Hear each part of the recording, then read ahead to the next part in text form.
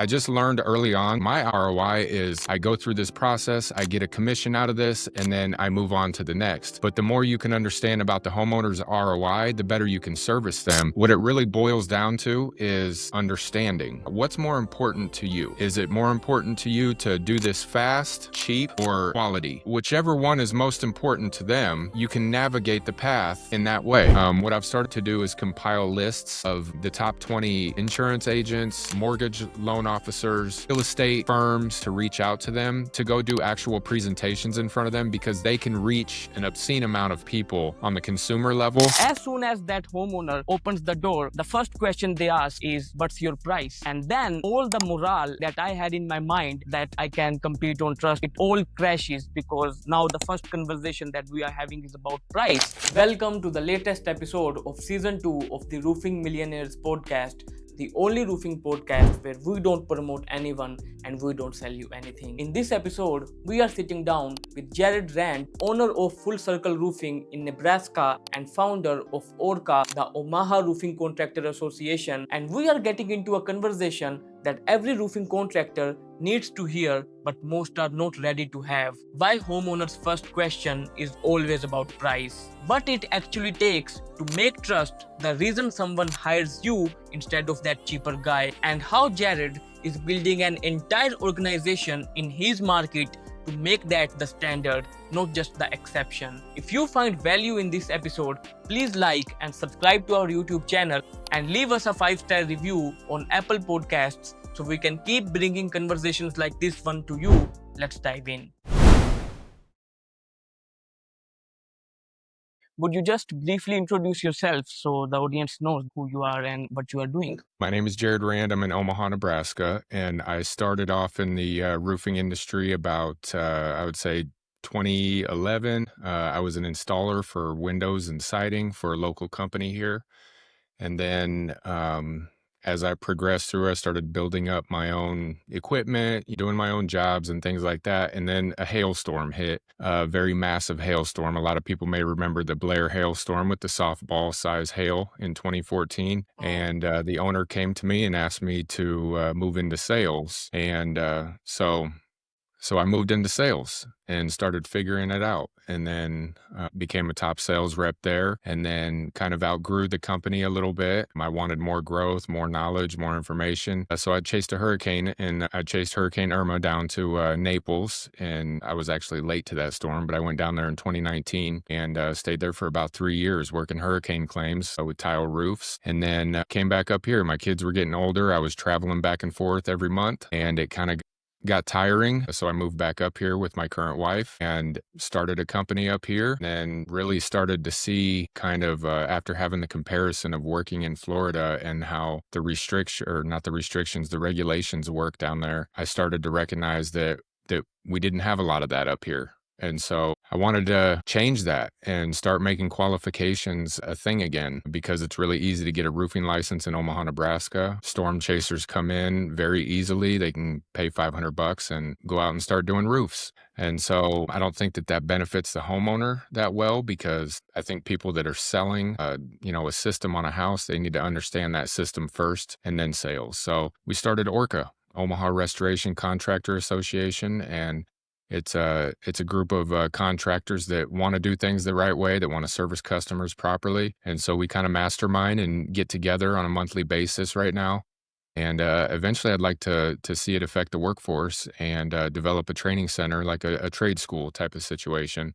So just to make the industry better. That's me in a nutshell. Amazing. A lot of roofers, they come here and they go to other podcasts as well, and they speak about this thing that you can compete on trust, you can charge premium, and homeowners pay for that. Homeowners pay more if you charge more. Everything makes sense in podcasts and in YouTube videos and on Facebook and on social media. But one thing that I have noticed is that when you are in real life practically implementing these things, there is something that is called internal belief. Like roofing contractors, they don't believe internally that homeowners can actually pay more or they can actually charge more. An example of this can be like, if I am a sales rep and you have motivated me and I am going to knock a door, I am all pumped up and I am boosted and I know that, okay, I will be charge, I am a premium contractor. But as soon as that homeowner opens the door, the first question they ask is, what's your price? And then all the morale and everything that I had in my mind that, okay, I can compete on trust and everything, it all crashes because now the first conversation that we are having is about price. So this makes many roofing contractors say that in the end, the conversation is only about price, no matter what other factors you discuss on social media or in your YouTube videos or anywhere. So my question to you is that how someone can actually make themselves realize in the first place that, okay, price is a major factor in making a roofing decision for the homeowner, but it is not the primary factor or the only factor that is used by the homeowners. So you can at least charge more, or you can like justify your price, and the conversation isn't about price all the times. How someone can make themselves realize that, okay, we can charge premium. Yeah, so the issue is very complex and it's a lot to unpack. There's a lot of things that kind of contribute to how we got to just selling on price. And I think part of the major reason is the storm restoration industry and how it's more focused on the sales and building a book of business rather than actually just diagnosing a roofing system and being a contractor. And so to unpack that a little bit more, I think that what we've gotten used to over the last 20 years is going out after a storm and then we sit and wait to see what an insurance company is going to offer on their estimate. And that's a major problem because there's a huge piece that's missing if the contractor just goes out and actually diagnoses the roofing system first, not thinking about going through an insurance claim, but goes up and does the inspection and then comes down and spends 30 minutes or an hour with the homeowner talking through a diagnosis. And I compare it to, when you have an HVAC company come out to diagnose your system, they don't just come out and just throw a price at you and tell you what it is. They go through step by steps of diagnosis of the deficiencies that are happening on the system. And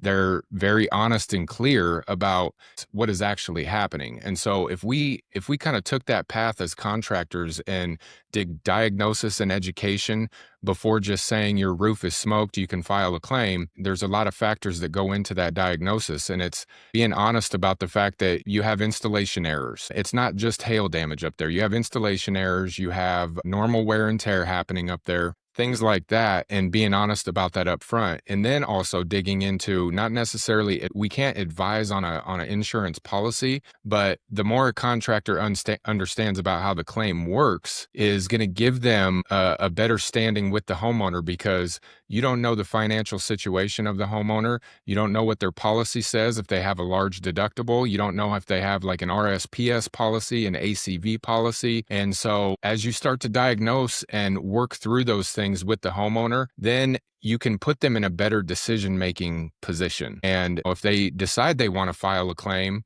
they're going to have a partner with them moving through the process that knows how to document the damage, knows how to document the condition, and is going to take them down a path working together as a partnership, and not just what this habit that we've gotten into where they say, just file a claim and we'll take care of everything from here. Legitimately impossible, because we don't have the contract with the insurance company. The policyholder does. And so the best use of us is to help the documentation process and then help them navigate. This is what happens next. This is what happens next, and not try to usurp the entire process, because we're getting outside of our lane at that point.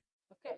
And speaking of that, you have been doing this since 2011. What has been your experience with the homeowners, particularly because when you are dealing with insurance, they are not paying out of their own pocket, and still I hear roofing contractors, they say that homeowners, they don't want to pay maximum, or like they don't like dealing with people who are charging way more. And I agree with that, that there are two options here. You can either be affordable or you can charge super premium.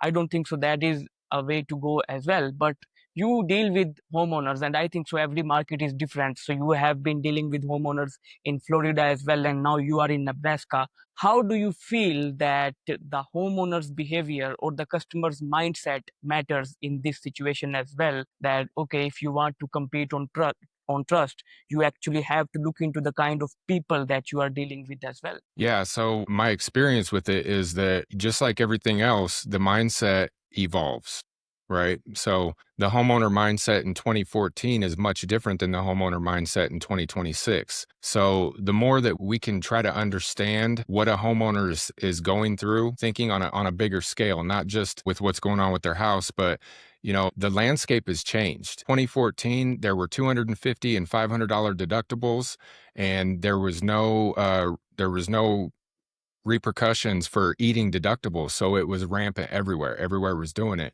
But what I learned early on was the financing aspect of it. So whether we had a storm in Nebraska or not, I was selling roofs because I started to understand that financing was a tool. So it was a hybrid model of retail and insurance. And so I've always kind of had that with me. And at the core of it, it's understanding that I'm a contractor and I need to understand what my COGS are, my cost of goods sold. It's not just dependent on an insurance package. So I just learned early on to try to understand the homeowner's position and understand what their ROI is, not my ROI. My ROI is I go through this process, I get a commission out of this, and then I move on to the next. But the more you can understand about the homeowner's ROI, the better you can service them. And if you're diagnosing the project properly, then the homeowners almost get scared to go with somebody who's cheaper. The price becomes irrelevant because when you start taking the customers down an education path and you give them more understanding about what's going on with their house, the next person that comes out that is just trying to wham bam, thank you, ma'am, when they start asking questions and they can't answer that, the homeowners get scared because they're like, I'm actually scared to go with this person. Yes, they're cheaper, but they don't even understand what they're building on my house. It feels like a sales pitch. And so I think that's the most important thing is trying to understand and listen to where the homeowner's at and carry them down a path that is going to put them in a better spot than you found them. I think that I would like to add something here. I was just reading about behavioral sciences and how they affect human behavior and how it like kind of merges with branding and everything and sales as well. And I read something that humans, we don't like to make the right decision. We just like to feel good in the moment. I can give you an example of this here. Like when we are planning for a better future, we plan all the safest options. Like we plan our best retirement plan, saving plan, and everything because it feels good to plan good. But when we are in the moment making a decision, like if we have to make an expensive purchase, we will do that right away because in that moment, that expensive purchase is making us feel good. Another example of this could be in roofing is that, okay, you come to me and you guide me that Muhammad, you should go with me and I have all the reasons to go with you because I know that the cheaper person they are not providing me that quality of work. But when that cheap guy, he is sitting in front of me, my brain says that, okay, like if he convinces me, my brain says that, okay, I am saving 4,000 or 5,000 or $10,000 on this roof. And I should go with that. And in the back end, my brain is telling me that you are making the right or the wise choice, Muhammad. So you said that you can make the price the last point of conversation. If you are a roofing contractor today, how would you do that in real life? Because I think so that when you are sitting in a sales conversation with the homeowner, that is like a final stage or some kind of a decision making stage. But there is a kind of preparation that you have to make before showing up at that house or at that roof as well. So if you are a roofing contractor today and you are preparing from scratch, how would you prepare yourself so that the price is last conversation or like it comes down before it is not the first point of conversation? Well, I think it goes back to two things. One is, preparing yourself when you're going out to an inspection is to not think of the money, because when you focus on the money, you lose the major asset that you're bringing to the table, which is you being a contractor and understanding the systems that you're building. And then the second point is going back to the part I was talking about with understanding what's important to the homeowner. So, especially in a storm situation, there's a lot of tension, there's a lot of emotions flying, there's 50 roofing trucks knocking on doors. Homeowners are confused, they don't know who to trust, but what it really boils down to is understanding where their head's at. What's more important to you? Is it more important to you to do this fast, cheap, or quality? And if whichever one is most important to them, you can navigate the path in that way. So if they want to do it fast, then it's probably not going to be quality because, in a storm situation, if you do it fast, you're not going to be doing any change orders. You're not going to be dealing with much of the insurance process because they want to get in and get out. And so a contractor willing to do it that fast, they may be missing things when they're on the roof. Anybody can come out and take shingles off and put them back on, but if you're just blowing through these storms and taking shingles off, putting them back on, you're not paying attention to flashing, adjusting ventilation, all these things. So that's the fast route. The cheap route is akin to the fast route because things may be missing on the roof. Maybe we're not taking all the underlayment off and inspecting the deck and making sure that it's fastened properly or making sure that it can even handle putting on another roof. So cheap is not paying attention to any of that. And then quality is that's the homeowner that is like, I want my house taken care of and my family lives here. And, I understand that the insurance company is not a contractor, so I understand that they are not going to give me the best offer up front because they have an insurance company to abide by, which is their claim guidelines, and it doesn't have anything to do with building codes and ordinance and law. So the homeowner that has patience and they want quality is usually they're going to win in the end because their project's going to get built right. They're going to pay their deductible. They may even pay for upgrades. I mean, what I've found is that, well, first of all, if somebody is their first part of their conversation is this guy said he's going to eat my deductible. Will you eat my deductible? I walk away from that. I don't want any parts of that because we are starting a relationship off on a negative point on, doing something that's illegal. I usually don't want to work with that customer because they usually have the most problems going through the process. But the customer that is quality, that wants the quality, they'll pay the deductible. And a lot of times they're going to pay for upgrades too. Well, since you're here, I was thinking about doing this, this, and this. Do you have 18 months no interest financing? And that's how those conversations start. But it's really about just understanding the customer's position, where they're at, meet them where they're at, and then try to help take them where they want to go in the process. And is there any kind of scarcity on the contractor side too? Because when a storm hits, all these fly-by-night operators, they join in and they fly in from different states, and now they are knocking doors. And if I am a contractor, I might get scared as well that all these guys, they might take away my work. So the only option that now I have is competing on price. So let's just lower my price. Yeah, I mean, got to separate the fly by nights and the people that take money. I mean, those are people posing as contractors. The fly by nights. I think what's deeper than that, embedded in our industry, is a little bit of lack of training on the front end of being a contractor and going out and just get as many leads as you can, get as many, and what happens after that is how are these contracts fulfilled? Where does the process fall apart? And so I think it's a little bit deeper than just, fly by nights. I think it's ingrained in us to, when a storm happens, we go out there and we try to get as many deals as we possibly can, and we'll figure out the mess later. And so the companies that have a process set up for scaling that kind of demand, those are the companies they're winning. And I think we could probably do a little bit, but we could all do a little bit better on the training aspect of bringing new salespeople in and training them how to kind of facilitate their book of business rather than just making this about a get as many as possible and we'll figure it out later. And I'm not speaking for everybody. I'm not saying everybody's like that. It's just there's companies that have their process kind of figured out and companies that don't. So they can't manage the bulk of the work that comes in. You just mentioned that you have to have a process, and I agree with you that there are so many companies, they have filed so many claims, but now the homeowners are on a waiting list. And just yesterday I was speaking to a coach who like trains roofing contractors, roofing company owners, and he was telling me that there is always enough work in the market for all the competition or all the contractors who are present in a present market.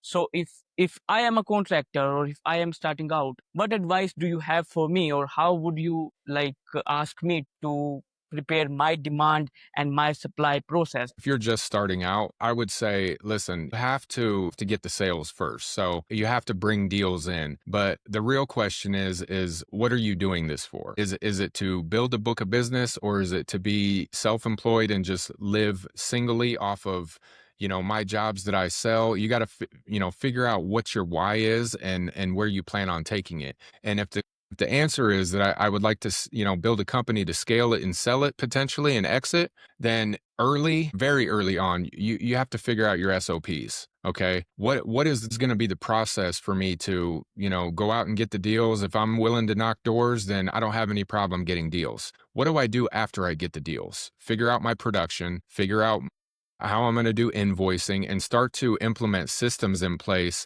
so that I have a repeatable process that can be duplicated. When I start to hire people, they understand what we're doing here. And it's not just it doesn't turn into kind of a big mess where all the salespeople are doing their own things. They're just kind of using the logo as this is the brand that I'm selling under, but I'm operating my own company. That's kind of the landscape of what we live in. And for the most part, I would say, 70% of them, but it's just understanding that you have to have a system and a process if you're going to build a company. If you don't, you're not building a company. You're building a self-employed kind of a self-employment structure where you're just kind of living off of that. And that's my thoughts on it. I feel that most contractors, obviously you can guide me here, that they don't have a structured pricing philosophy or a pricing positioning. Like, let me give you an example here. If I don't have a particular example for roofing, but let's just say we talk about Apple. Now, if you go to an Apple store and if I go to an Apple store, we will have the iPhone for the same price. Like, Apple won't sell us based on like, okay, Muhammad can spend more, so we should sell him the iPhone for 1500, and Jared can spend less, so let's just say we sell him the iPhone for $800. They don't do like that, and there is a kind of expectation level that you and I will have about Apple, because since it is a high-end brand in tech products, so we are willing to spend more on its products as well. Exactly the same ways in roofing, I think so that what most people are doing, you can correct me here if I'm wrong, is that they don't have a consistent procedure or process of pricing. And that is the reason that every customer that works with them has different kind of expectations for about pricing. Let me give an example. Like, if I feel that, okay, Jared can pay more, I'm going to give you an estimate that is way more than what I charge normally. But if I feel that, okay, this is something that I can do being affordable, then I give an estimate like that. And you mentioned that you should operate from a why. So how important do you feel is to have a pricing philosophy or a pricing structure in your roofing organization, so that the homeowners can, or your customers, even if you are doing retail, can have a level of expectation in the first place that, okay, if this is the company that we have to deal with, then this is the level of pricing or this is the level of expectations that we should have from them. Yeah, I think over time, contractors have tried to I don't know if commoditize is the right word for it, but they try to do a price per square. Oh, I'm $500 a square. I'm $700 a square. And I think that's for one, I don't think that's the right way to do it, because we are service-based businesses. And so if you can imagine, the comparison that you're making with Apple is that Apple is Apple, right? And so there are distributors of Apple. And so they're all really within a kind of a range of selling that same product, right? But it's very similar. And I don't think that selling a product like that can be compared to a service-based business, because what you're dealing with is, I don't know how many contractors there are in the United States, but there's millions, right? There's millions of contractors. Each one of those contractors has their own way of doing their own business. They have different overheads, they have different people they pay, they have different negotiated prices with their labor, with their material, with the distributors. And so I don't think that those two things can be put in the same box. And so that's why it's very difficult for, if a homeowner's trying to narrow the focus of all the contractors into and compare it to an Apple product, then it's going to fail every time, because you're dealing with a million mindsets, rather than Apple is one mindset, right? It's one company. And so I think they're very different animals. But going deeper into that, I think that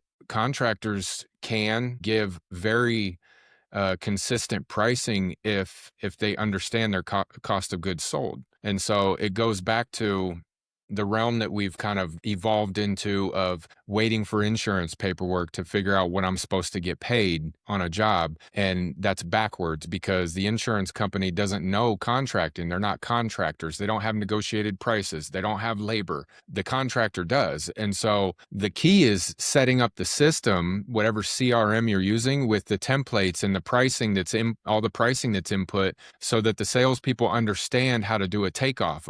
I call it pre-capping. You got to understand your cost of goods sold so that you can add the proper margins. What is this company's overhead? All those things should be automatic when an estimate's given out. And you can't really narrow that down to a one single way of doing it when you have a million different companies using different CRMs, different negotiations. And so I don't think those two things can be compared, but contractors could get better if they trained their entire team on the cogs. Like what am I selling? What does it cost me to sell this? And then, you could do a gable roof that you could sell for $500 a square, but if that same shape or that same square amount roof had a bunch of vents and valleys, it's not going to be $500 a square because you're adding in all these extra materials to do the same size roof. And so when you try to narrow it down to a square foot price, it fails. You got to understand your cost of goods sold. Okay.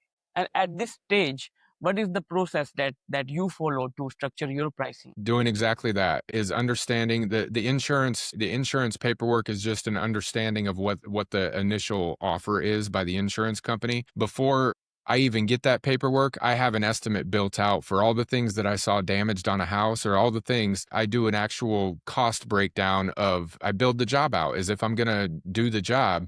And that I understand what my materials are, what my labor is. I have my overhead input, the permitting process. All of those things are part of my estimate worksheet. And then when the insurance paperwork comes in, then I don't look at it line for line until I can see that their bottom total number is not matching up to mine. If it's matching up to mine, then I run it and I go and get it done because they've estimated it properly. Now, if it comes in $2, $3, $4,000 less than what my estimate is, then it's usually because they're missing an item that should be there that is not, they're not considering as needed. So then you have to go back to the homeowner and say, hey, they're missing ice and water shield, or hey, they're missing this and that. But it all comes down to understanding what you're actually building. If you can estimate it, if you can build it, you can sell it. Okay.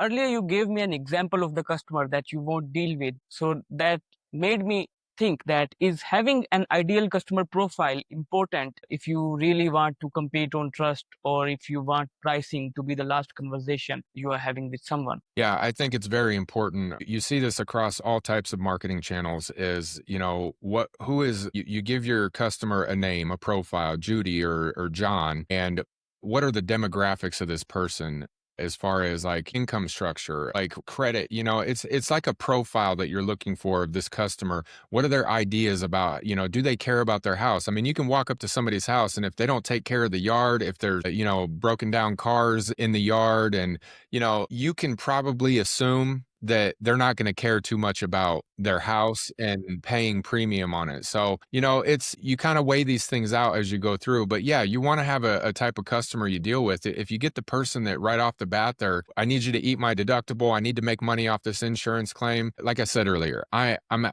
walking away from that. I don't want anything to do with that because that's more of a mess that you have to clean up at the end than getting the work in the first place. And you don't get paid for what your qualifications should be paid.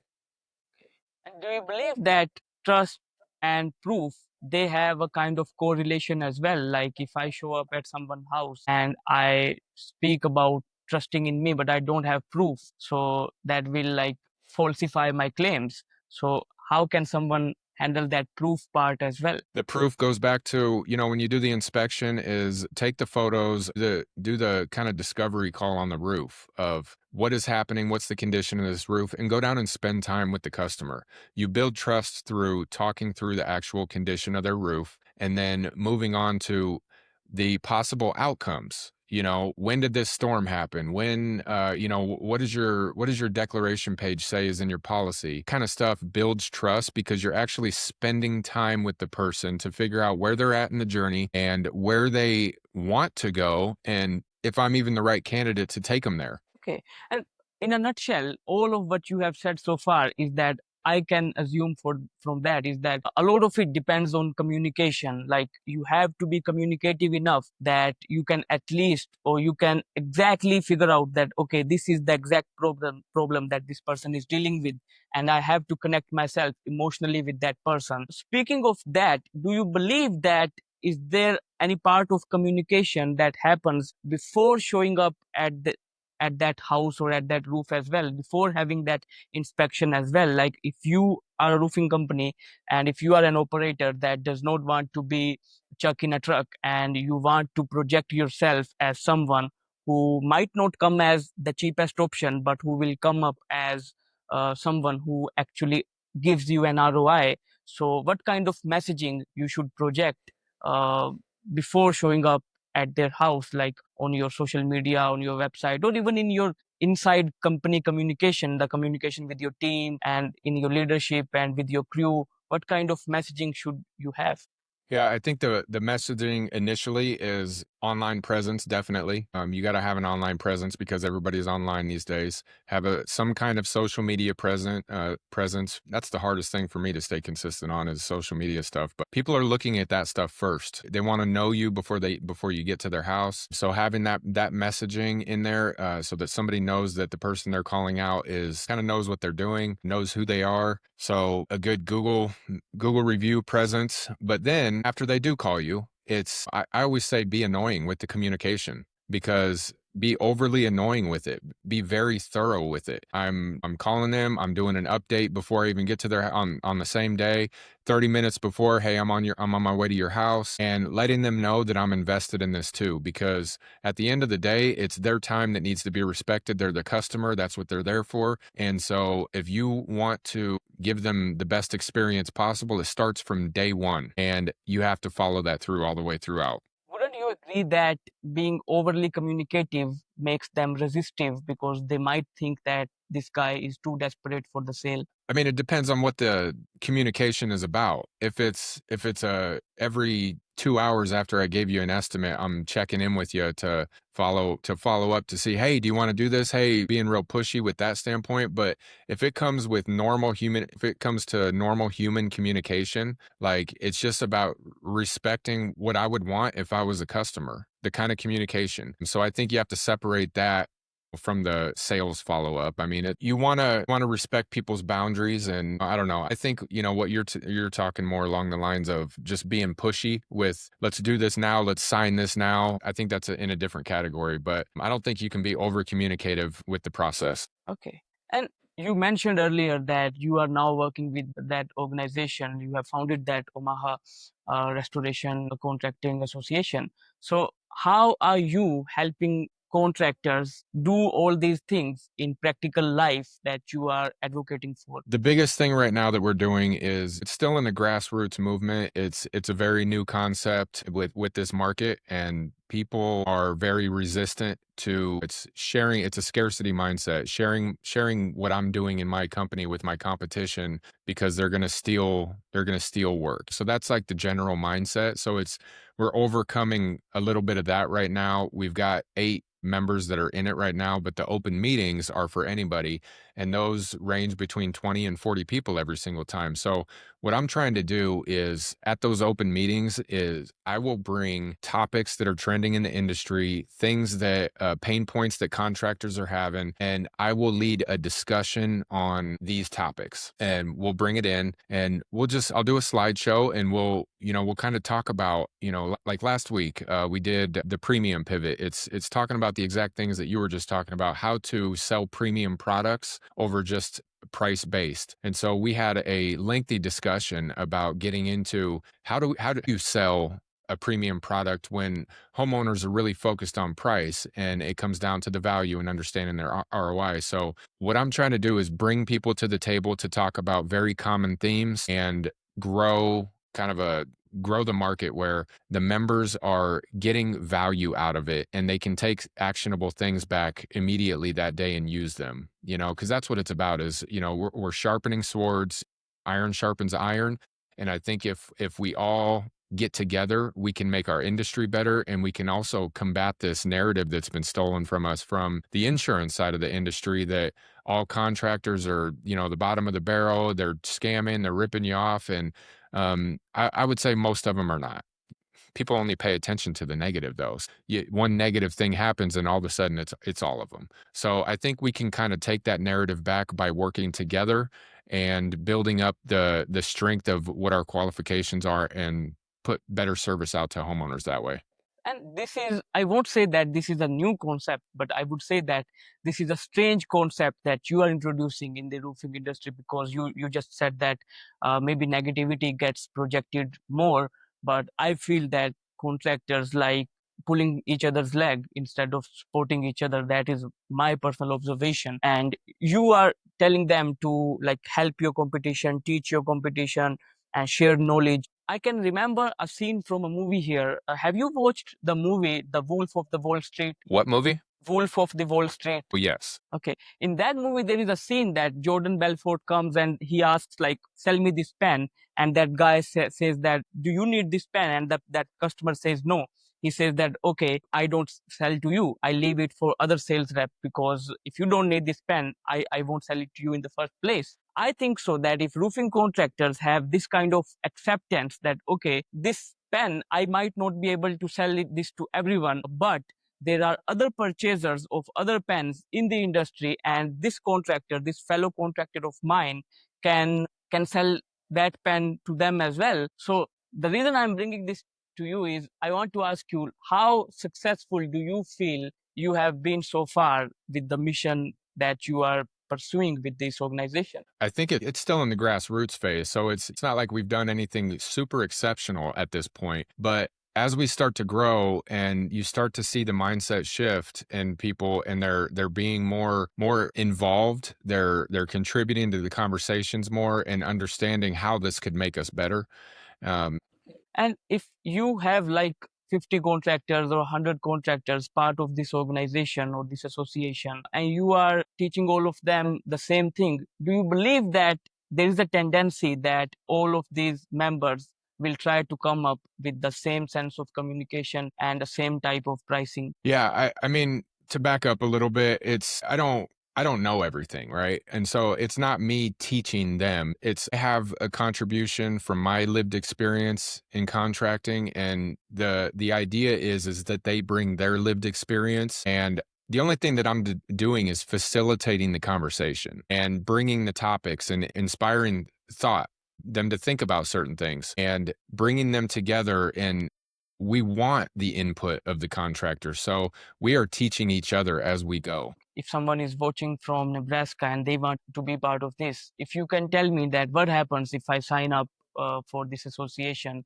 what happens after that with me? So, depending on what level you sign up on, if you go to orcassociation.org, there's different tiers and levels. So, anybody can be a prospect, which is a free membership. You can come to any of the meetings, you can get the notifications on the meetings, and then there's three other tiers. There's ambassador, professional, and enterprise. The difference in those is enterprise is more for the company that has, up to 5 people that they want to come to these closed meetings, be involved in the events and things like that.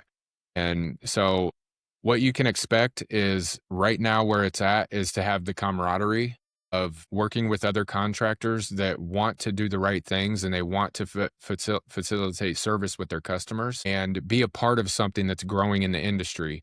And also the biggest thing on it is the enterprise members, they have what's called a kind of a card it's a backlink on the website from the ORCA website that goes to their website. So that goes in the consumer area. So over time, what's going to start to happen is the idea is that we want the consumers to start to get in a mode of saying, are you ORCA certified? That's kind of the vetting process, because we're already doing the vetting. being an enterprise member, we're going through a vetting process of, are you doing the right things? And the ones that are, they're an enterprise member. And that way the homeowner eventually, they're not going to have to do this. I got to talk to 50 people at my door. I'm just going to start asking, are you ORCA certified? And they'll, so eventually what it's going to come to is the contractors will want to be in there because they're part of a system where homeowners are starting to have to, they're not having to do the vetting process anymore. They're going to a channel where their people are already vetted and all they have to do is pick one now. That's a big thing that's happened is some of the members have already started getting leads from those backlinks. Homeowners have found the website and they've went down, they've scanned all the members and they've went and picked one. So they're already starting to see leads that are coming out of that, which is what we want. We want people to have a funnel for, an opportunity to get more leads. Okay.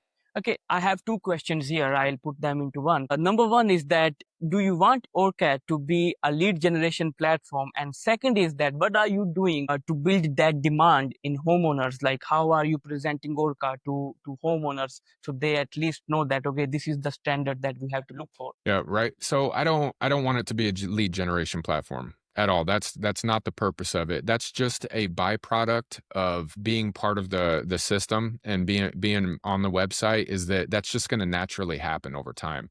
And to your second question, what I've started to do is compile lists of the top 20 insurance agents, mortgage loan officers, real estate firms, started compiling lists to reach out to them to go do actual presentations in front of them because they have the immediate reach out to homeowners at this time. They can reach an obscene amount of people on the consumer level that we can't necessarily reach. And so I'll start going to do presentations from them because if the realtors and the insurance agents, the way it works right now is contractors will go into an insurance agency and they'll say, here's my cards. I'd like to be of service to your customers if they have to file a claim. And so what happens is the insurance agent has a stack of 3 different cards because they can't just give one. Sometimes they do, but usually they'll give like 3 names. Here, go call these guys. They can help you out. But what if there was a presentation of ORCA where it's like, well, if you go to this website, here these guys are all vetted on everything that should be vetted for a homeowner. And so as we start to reach out that way, then awareness in the area will start to become, okay, ORCA is a place where contractors can maintain the level of standard that they want to maintain and operate at that level and service homeowners better. What have you observed are the stories or the self-limiting beliefs that contractors have that stop them from charging premium prices? Somebody's just going to come behind me and sell cheaper. Somebody's just going to come behind me and sell cheaper. So I have to lower my price, right? And the biggest part that's missing from that is that if you're just an order taker and you go out there, somebody calls you out for a bid, then and you just go out there, measure up, take pictures and go send out a bid, you're an order taker. And so I think the limiting belief behind that is that I don't think it's possible to sell premium products because people are only buying on price. So I think that's the biggest limiting belief. And it goes back to diagnosing the condition of the and then sitting down with the homeowner and taking them through a sales process, which is it's not a negative thing at all. It's just guiding them to make the best decision that they can about their property. And if it means paying a little bit more, if what's important to them is protecting their home, having long lasting warranties and all that stuff, then you have to pay for that. You can't gone are the days of commoditizing the roof. It's it's like those days are going away. And the contractors that understand that and elevate above that and start selling systems, those are the ones that are going to win. And then the homeowners eventually are going to win. And you're always going to have contractors that are going to undersell and do all that kind of stuff. I say you don't necessarily want those customers anyway. Most people are operating from a transactional kind of perspective, like they just want that roof to be one transaction and then that customer is lost. So how do you communicate this premium factor with your after sales process? It's all in the process. It's in the SOP. So it's 100% important. It's service after the sale.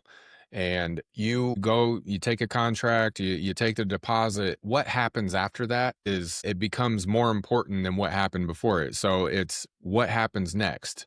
When I sign a contract, where does it go? Who does it go to? Who does it touch? And what things fall into place after that? How does this contract get fulfilled? Are pieces in between there when a permit's pulled, when materials are ordered, when labor is scheduled, when a change order happens, you are over communicative with the customer about those items because you're literally dealing with somebody who lives in a house and all of a sudden uh, a distributor truck shows up and now they're, maybe they work from home and they're on a call just like this. And all of a sudden things start getting loaded on their roof. There's all kinds of noise. It's disruptive. And they didn't get a text about that. They didn't get a phone call saying material was going to show up on this day. Or all of a sudden they come home from work and their roof is half off, but they didn't know that anything was going to be happening. And maybe not a bad thing. They wanted it to happen anyway, but just a simple notification, hey, we're planning on starting this day. Hey, we've got the permits. The material is going to be delivered.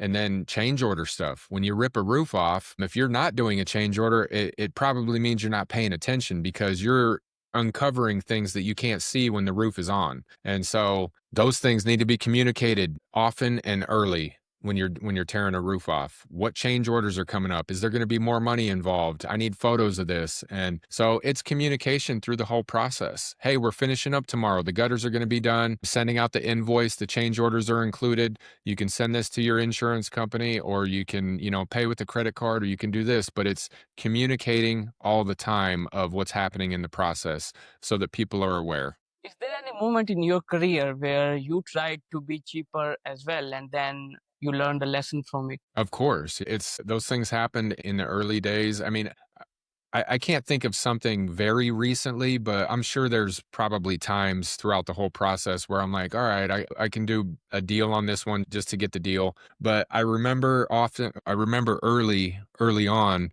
where I was starting to learn the the wrong way of doing it, which was eating the deductibles because there was no recourse for it here in Omaha. And so I started to learn that, but after doing a couple jobs like that, I started to realize that those people I was doing that for, because I always tried to collect a deductible, but then you get the customer that's like, well, this guy said he's gonna do it, blah blah blah. It's a nice roof, and you wanted to do that roof, and so you do those things. And what I learned after doing that a couple of times is those customers, they were the customers that had problems with everything throughout the entire process, complaining about this, complaining about that, complaining about this, all the way through. They start eating up your time, which to me is equivalent to profits and commissions.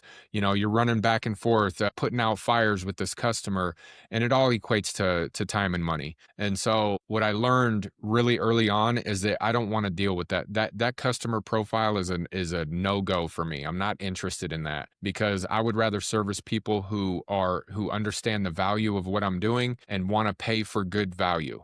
I was going to ask you this, that what is the difference between dealing with the premium customer and someone who just wants a cheapest bid? And I think so that you have partially answered that question. But if you want to share something else about that, I'd love to. It's just the difference between having a micromanager and not. Somebody who is wanting to be the cheapest as possible, they are basically going to micromanage you through the entire job. What you come to think through that process is, why did you even hire me in the first place? You hired me as the contractor to do this, but you're telling me how to do my job, so it feels like a micromanager.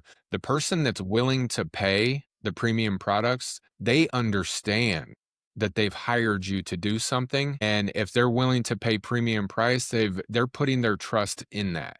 And so unless you do something drastically that is untrustworthy, like if you lie to them about something, they are going to let you do your job. That's the difference. Cheap people that are paying cheap prices, they are micromanagers, and people that are willing to pay premium, they have hired a qualified person to do the job.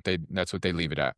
I think so. It's like we saw all these images and memes on social media that, okay, a 5,000 customer, he says that I want to know about this, I want to know about that, I want to know about that.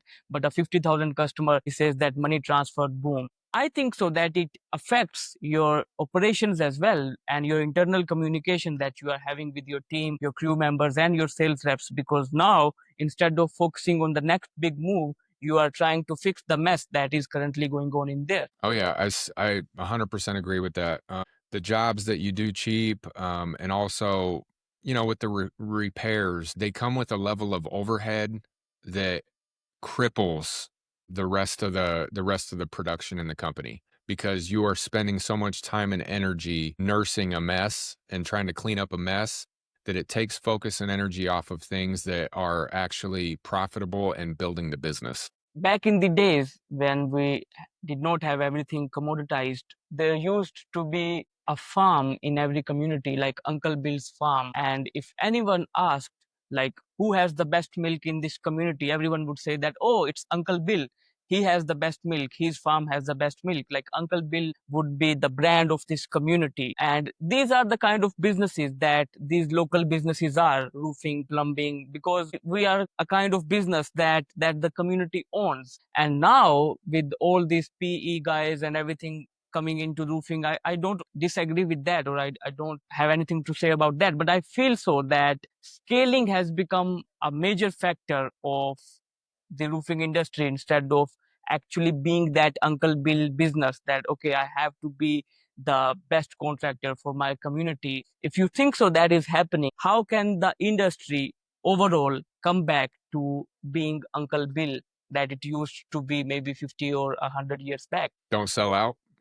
I don't have a full opinion on PE. I have kind of a surface level understanding of it, but I get the desire to build something to sell it.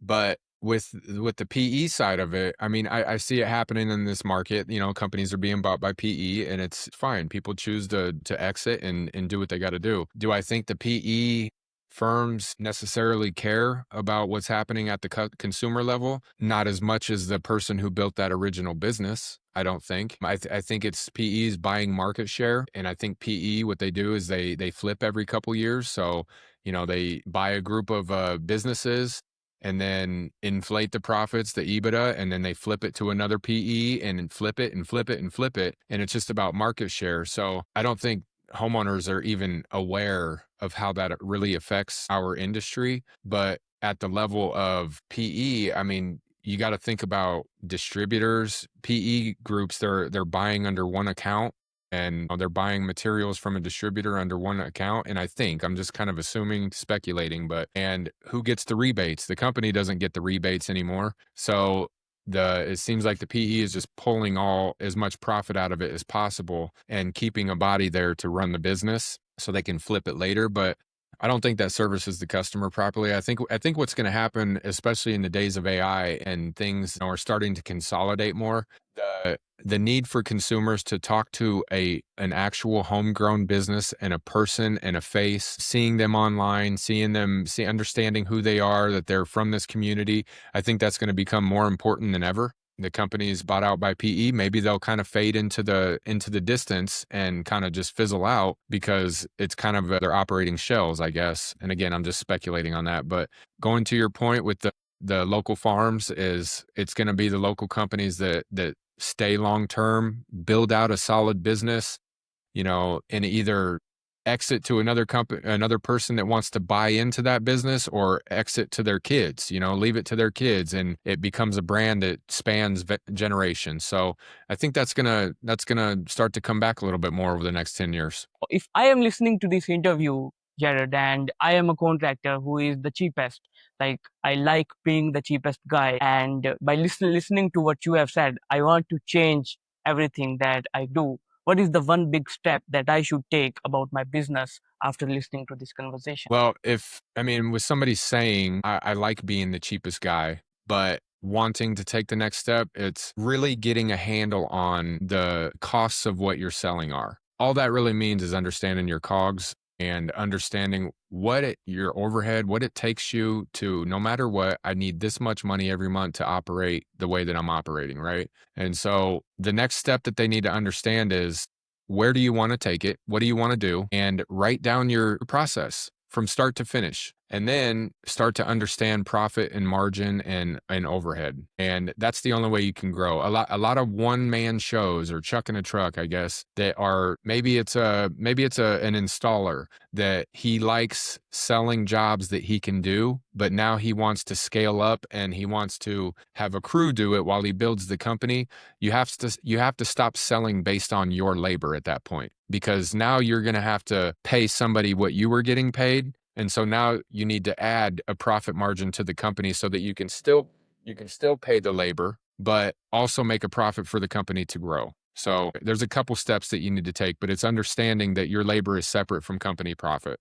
Thank you so much for your time, Jared. It was a pleasure Thank having you. you. Yes, just one last thing. That is there anything that you feel I should have asked and that you wanted to share about roofing contractors competing on trust? If you have anything to say, you are free to speak. All I would say is we need to all work together to get better, to stay better. I'm not saying there's anything wrong with, anybody. It's just we can all grow. I've been on a path of personal growth for over 15 years. And the more that I know, the more that I figure out I don't know. And so get involved in organizations like ORCA. There's many of them around the country, and get involved and contribute and try to make what you're doing have an impact on what your industry is. If you're going to be in it, then be in it and make it better. Don't just do it just to this is what I do, Try to make a difference and get involved. That's all I would say.